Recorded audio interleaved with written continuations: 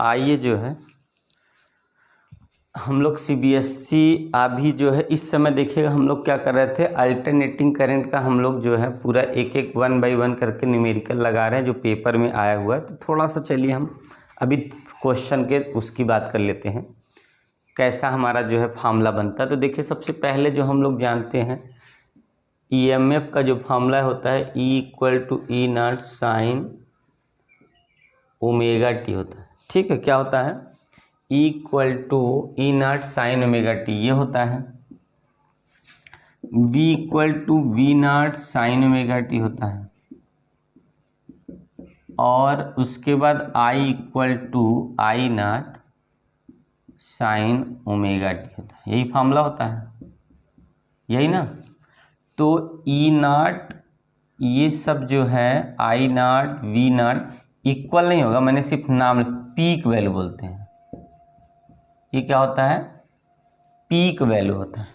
ठीक है, और ओमेगा इक्वल जो होता है 2 पाई हमारा न्यू होता है, या तो 2 पाई इसको यह भी लिख सकते हैं 2 पाई क्या होगा टाइम पीरियड, ये ओमेगा की वैल्यू होती है। ठीक है, ये ओमेगा रेडियन पर सेकंड इसकी यूनिट होती है। ठीक है, रेडियन पर सेकंड इसके ओमेगा का वैल्यू होता है। ठीक है, अब उसके बाद हम लोग देखे क्या है, आई मीन निकाले थे, जो आई मीन की वैल्यू आई थी, आई मीन हाफ साइकिल के लिए आई मीन की जो वैल्यू हम लोग निकाले तो क्या निकाले आप बताइए। तो हम लोग निकाले आई वी नॉट अपन क्या होगा आई नॉट अपन अंडर 2 ना, क्या निकाले, नहीं ये तो आरएमएस वैल्यू। तो हम लोग क्या प्रूफ किए, इसका मतलब है आप बताइए, पहले आप बताइए तब मैं बताऊंगा। आई मीन की वैल्यू आरएमएस की वैल्यू, तो आपने क्या प्रूफ किया, आपने देखा मैंने प्रूफ भी करा है। तो आई मीन की जो वैल्यू आ गई थी हम लोग जान रहे हैं 2 आई नॉट अपन कितना था पाई था। ठीक है, कितना था 2 I mean equal 2 naught upon I 2 naught upon pi, और ऐसे ही वी मीन्स के लिए वो भी कितने के लिए, हाफ साइकिल के लिए, ये भी है 2 वी नॉट अपन पाई। ठीक है, ये है। तो आई आर एम एस की वैल्यू की बात करें तो आई आर एम एस जो वैल्यू होता है वो क्या होता है आई नॉट अपन अंडर 2। ऐसे ही वी आर एम एस की बात करेंगे तो ये होता है वी नॉट अपन अंडर में 2। ठीक है, इतना तो आप जान गए। तो कि ये चीज़ें हम लोग जो है पढ़े हैं।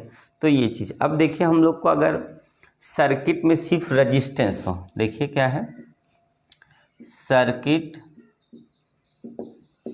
कंटेनिंग ओनली रेजिस्टेंस, अगर सर्किट में सिर्फ रेजिस्टेंस होगा तो E equal to E not sine omega t और I equal to I not sine omega t हो जाएगा। ठीक है, मतलब ईएमएफ और करंट का जो दोनों इक्वेशन है उसमें कोई डिफरेंस नहीं होगा। ये अलग बात है कि हमारा जो आई नॉट होगा वो कितना होगा ई नॉट अपान आर होगा, यही ना। तो देखिए ये तो मान लीजिए हमारा ये इसकी वैल्यू है मैक्सिमम पीक वैल्यू करंट की, तो पर कोई इक्वेशन नहीं, इसलिए क्या लिखेंगे, no phase difference between EMF and current. Current और ईएमएफ में कोई फेज डिफरेंस नहीं है। ठीक है, ध्यान से देखिए। सबसे पहले ये थोड़ा सा बस ऐसे ही ओवरलुक टाइप आपका दे रहा हूँ कि थोड़ा आपका हेल्प मिल जाएगा थोड़ा सा इस क्वेश्चन को सॉल्व करेंगे। देखिए सबसे पहले हम लोग ये जानते हैं फार्मूला, इसका प्रूफ ईएमएफ का प्रूफ हम लोग जान रहे हैं इलेक्ट्रिक जनरेटर से आया है। ठीक है, तो डायनेमो से करंट आ गया, फिर यही ईएमएफ के इलेक्ट्रिक पोटेंशियल टर्म में पीक वैल्यू करंट की निकाल ली, और इसकी जो है हमने क्या कर लिया, इसको पीक वैल्यू बोलते हैं।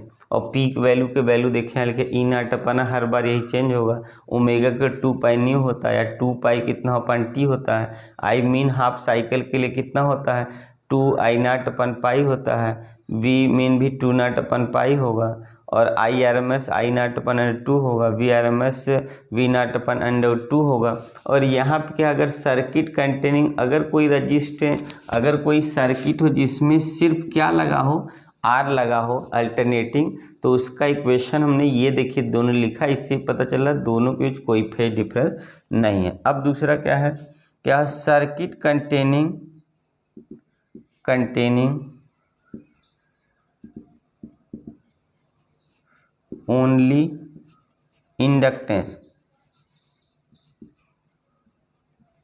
एल, ऐसी सर्किट जिसमें क्या लगा हो, सिर्फ इंडक्टेंस लगा हो, एल लगा हो, तो इक्वेशन देखिए बदल जाता है, E = होता है LdI/dt, ये फार्मूला बन जाता है। ठीक है, क्या बन जाता है, E = E0, क्योंकि हम लोग जानते हैं सेल्फ इंडक्टेंस से फार्मूला है, तो E = L/dI/dt हो जाता है। तो E0 sin ω/t, और यहाँ सब जो हम सॉल्व कर लेंगे ना, तो यहाँ पे हमारा L अगर ऐसे लिखेंगे तो कितना हो गया L, और यहाँ हो गया कितना DI/dt हो गया। मान लीजिए इसको सॉल्व करना, पूरा हम नहीं सॉल्व करना चाह रहे हैं, तो DI = हो जाएगा E0/L और sin ω/t। ओवरऑल जब कुल सॉल्व करेंगे, टोटल सॉल्व पीछे वीडियो में आप देख लीजिएगा, तो हो जाएगा I0 sin ω/t - π/2। मतलब क्या हुआ कि जो करंट, अब यहाँ लिखेंगे करंट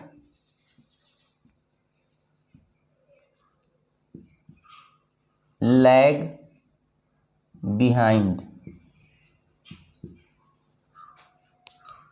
द EMF बाई π/2।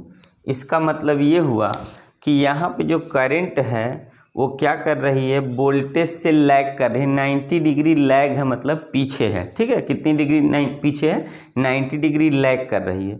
तो चलिए अब जो है, अगर हम थर्ड ले लें, कौन सी सर्किट होगी थर्ड वाले में, तो क्या लिखते हैं, सर्किट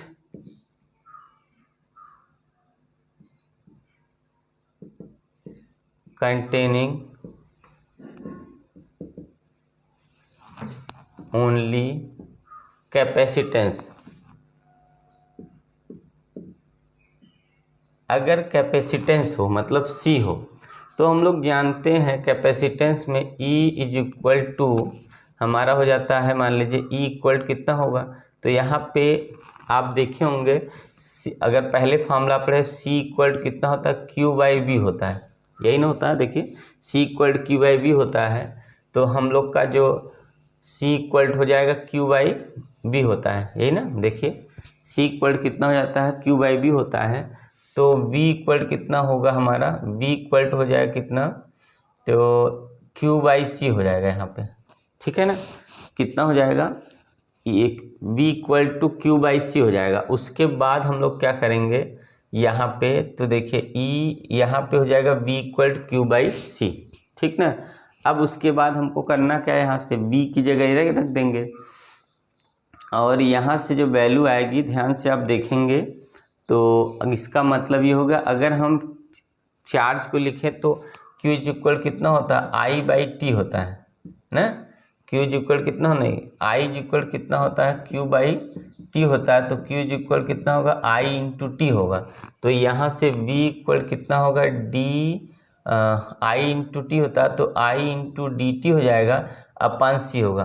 तो हम लोग लिखेंगे E0 sin ω/t = I, यहाँ हो जाएगा हमारा कितना, I हो गया, और ये हो गया dt/C हो गया, इधर इसके नीचे चला जाएगा हमारा, तो ये हमारा हो गया कितना, E0/C sin ω/t, और ये हमारा हो गया कितना, इंटीग्रेट करना पड़ेगा I को, इस बार इंटीग्रेट करेंगे। जब इंटीग्रेट करेंगे तो यहाँ से जो वैल्यू बन के आएगी, I = I0 की sin ω/t + π/2 इस बार। तो इससे ये पता चल रहा है कि करंट इस बार क्या कर रही है, तो हमारी लीड कर रही। तो यहाँ लिखेंगे करंट लीड π/2